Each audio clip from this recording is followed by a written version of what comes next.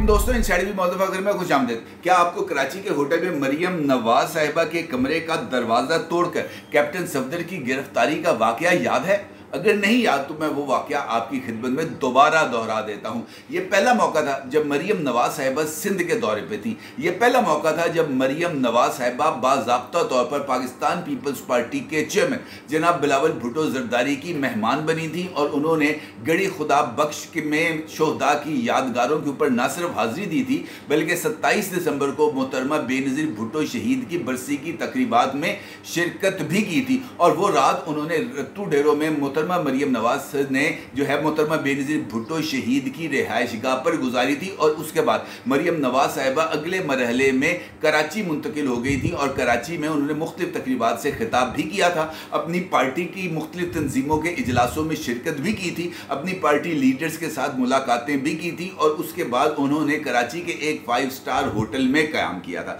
ये वही टाइम था जब मज़ार कायद के ऊपर एक मीडिया टॉक करते हुए जनाब कैप्टन सफदर साहब की तरफ से कुछ सख्त बातें कर दी गई थी और इसके इल्ज़ाम में कैप्टन सफदर साहब के खिलाफ एक FIR को दर्ज कर लिया गया था और उस FIR के ऊपर कैप्टन सफदर की गिरफ्तारी के लिए उसी 5 स्टार होटल में मोहतरमा मरियम नवाज साहिबा के कमरे के ऊपर न सिर्फ धावा बोला गया था बल्कि कमरे के दरवाजे को तोड़कर चादर और चार दीवारी के तकद्दुस को पामाल किया गया था और मियाँ बीवी जो एक कमरे में मौजूद थे उनको बाहर निकलने का मौका फराहम किए बगैर दरवाजे तोड़कर अंदर घुसना किसी भी तौर पर एक काबिल तहसीन फेल नहीं था। और वहां पर रेंजर्स ने ये जो कमरा है उसको न सिर्फ फतह किया बल्कि जनाब कैप्टन सफदर साहब को गिरफ्तार करके ले गए। ये वही मौका था जब PDM की ताज़ा तश्कील हुई थी और उस वक्त मुस्लिम लीग नून और पीपल्स पार्टी बाहम शीरो शकर भी थे और एक दूसरे के साथ बहुत ही ज़्यादा अच्छे और कॉर्डिक रिलेशनशिप्स का मुजाहरा कर रहे थे।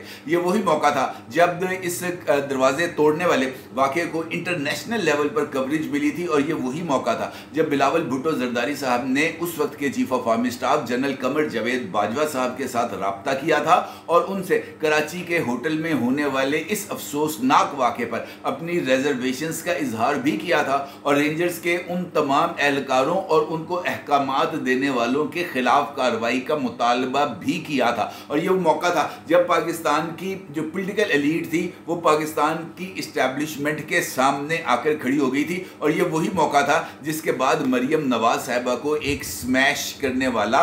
जो है एक धमकी अमेज पैगाम भी मिला था। आप सोच रहे होंगे कि आज गुफ्तगू का आगाज़ माजी के इस किस्से के साथ, इस वाक़े के साथ क्यों किया गया, तो उसकी भी कुछ वजूहात हैं। वजूहात एक जानिब तो इस बात की तरफ इशारा कर रहे हैं कि पाकिस्तान के अहम तरीन इदारे यानी पाकिस्तानी फ़ौज में इस वक्त कुछ एक नई लहर चल रही है और नई लाइनअप को डेवलप किया जा रहा है। कोर कमांडर्स कॉन्फ्रेंस के हालिया एलामिये में भी इस बात का जिक्र है कि जनाब किसी भी तौर पर इदारे के ऊपर जो तनकीद है उसको बर्दाश्त नहीं किया जाएगा और तनकीद भी, झूठी तनकीद तो बिल्कुल भी बर्दाश्त नहीं की जाएगी। इसका मतलब ये है कि इदारे ने कबल अज़ वक्त ही एक नए माहौल को तश्कील देना शुरू कर दिया है और ख़ास तौर पर यह वही टाइम है जब कोर कमांडर्स कॉन्फ्रेंस के एलामिये के बाद कोर कमांडर मंगला जनाब लेफ्टिनेंट जनरल एमन सफदर साहब के इस्तीफे की खबर सामने आई थी और फिर इस्तीफे की मंजूरी की खबर सामने आई थी। तो उस वक्त इस बात का तासुर मिल रहा था कि जनाब इदारे के अंदर अब एक नई लाइनअप डेवलप की जा रही है और वो नई लाइनअप जो है वो उसी माइंड सेट के साथ होगी जिस माइंड सेट के साथ इस वक्त जनरल आसिम मुनीर साहब अपने जो फ़राइज़ हैं वो अंजाम दे रहे हैं। अब कुछ इंकशाफात हुए हैं कि इस इजलास के अंदर कुछ और फैसले भी लिए गए थे और ख़ास तौर पर कुछ नई अपॉइंटमेंट्स के फैसले भी। अब इस तरह की खबर आ रही है कि ये जो कोर कमांडर मंगला की पोस्ट खाली हुई थी वहां पर भी एक तकर्री कर दी गई है और उसके साथ साथ एक और जनरल साहब जो हैं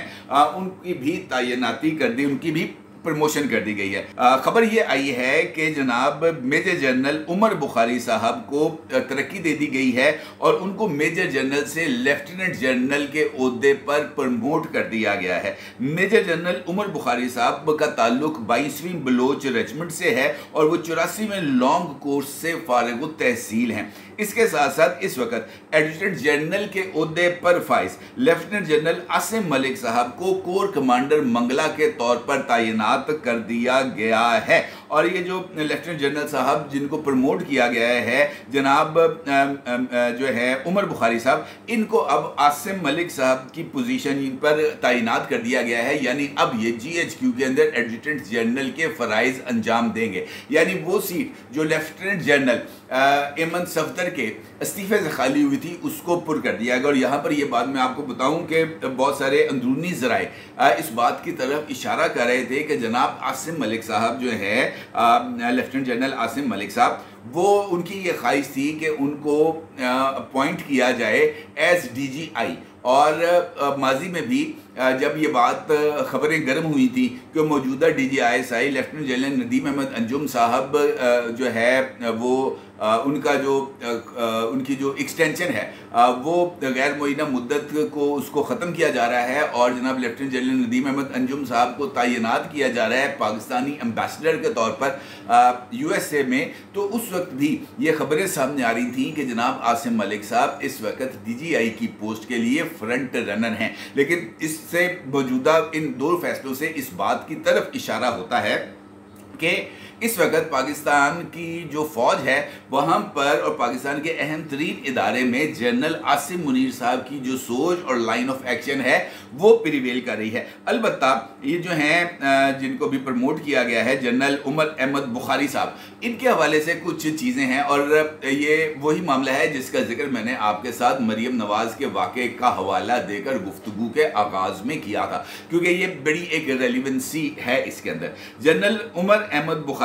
दौरान सर्विस जो हैं वो vice chief of general staff के ओहदे पर काम कर चुके हैं, DG सिंध रेंजर्स के तौर पर काम कर चुके हैं, कमांडेंट अकेडमी कौकूल रह चुके हैं और ये DG सिंध का जो इनका टेन्योर है वो बहुत ही ज़्यादा हंगामा खेज था, क्योंकि ये वही टेन्योर था जब MQM के हवाले से एक क्रैकडाउन जो है वो ना सिर्फ पूरी कुव्वत के साथ जारी था बल्कि कराची में अमनो अमान की जिम्मेदारी भी रेंजर्स के सुपुर्द की गई थी और रेंजर्स वहाँ पर फ़ाल किरदार अदा कर रहा था। ये जो मरियम नवाज़ साहिबा का वाक़या था होटल के कमरे तोड़ने के दरवाजे तोड़ने के हवाले से, ये भी उसी टेन्योर का वाक़या है जब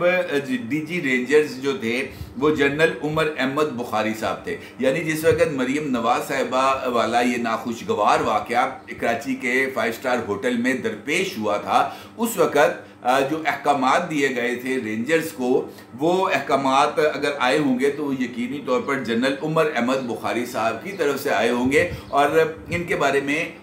जो राय है कि ये जनरल बाजवा साहब के साथ इनका बहुत ही करीबी ताल्लुक रह चुका है, लिहाजा ये वाला जो कुछ चीज़ें हैं वो इसके ऊपर कुछ सवालिया निशान बनते हैं। लेकिन ये बात अपनी जगह पर मौजूद है कि इस वक्त एक ततहीर का अमल इदारे में बकौल इदारे की अहम शख्सियात के वो ना सिर्फ जारी है बल्कि इस बात का भी इशारा मिला है कि फैज़ाबाद धरना कमीशन की रिपोर्ट जो कि अभी तक सुप्रीम कोर्ट ऑफ पाकिस्तान में जमा तो कराई जा चुकी है, लेकिन सुप्रीम कोर्ट ऑफ पाकिस्तान ने इस रिपोर्ट का अभी तक जायज़ा नहीं लिया और ना ही ये रिपोर्ट अभी तक कैबिनेट डिवीजन के ज़रिए वज़ीर आज़म ऑफिस को मौसूल हुई है। अलबत्ता इस रिपोर्ट के कुछ सेलियंट फीचर्स ना सिर्फ सामने आए हैं बल्कि उन सेलियंट फीचर्स में जनरल फैज़ हमीद साहब को क्लीन चिट के ऊपर बहुत ही ज़्यादा सवालात उठ रहे हैं और ख़ास तौर पर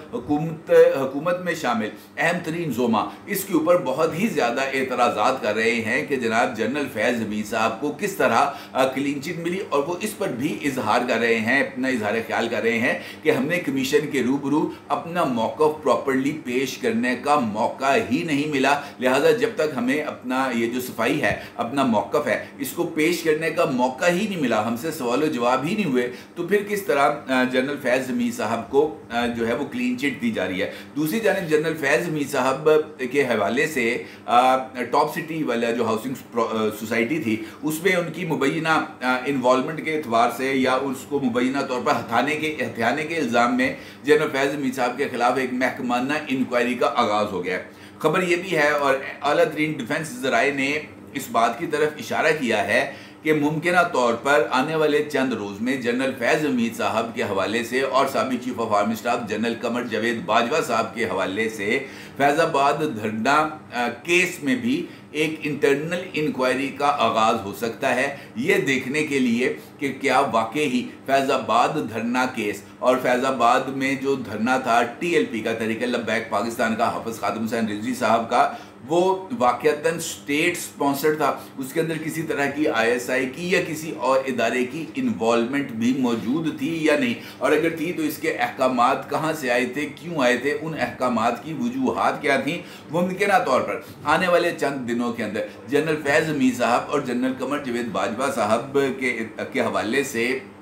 ये वाली इंक्वायरी भी इनिशिएट हो सकती है। इसका मतलब ये है कि इदारे ने कुछ चीज़ों का इम्पोर्टेंटली फ़ैसला किया है। एक ये कि वो तमाम लोग जो किसी न किसी तरीके से प्रोजेक्ट इमरान से वाबस्ता रह चुके हैं या प्रोजेक्ट इमरान को आगे बढ़ाने, कामयाब कराने या उसको किसी भी तरीके से नरिश करने के अंदर उन्होंने अपना रोल प्ले किया है, उनको अब मेरा ख्याल है कि शायद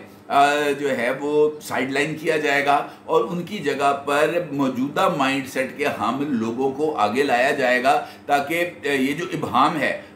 जिसमें इस बात का जिक्र किया जाता है कि जनाब इस्टेब्लिशमेंट किसी तरह या तो तब्दील हो गई है या इस्टेब्लिशमेंट तकसीम हो गई है या इस्टेब्लिशमेंट में किसी तरह का और फ्रैक्शंस सामने आ रहे हैं, एक तो उस तासुर की भी नफ़ी की जाए और दूसरा ये जो चेन ऑफ कमान है इसको प्रॉपरली एग्जीक्यूट किया जाए और उसके लिए भरपूर ताकत के ज़रिए इस बात का इजहार ज़रूरी है कि जनाब इस परचम के साए तले हम एक हैं, यानी अपने इस कमांडर के नीचे हम एक हैं, अपने इस सपा सलार के पीछे हम एक हैं। लिहाजा ये जो नई तकर्रुर तबादले किए जा रहे हैं इसकी बुनियादी वजूहात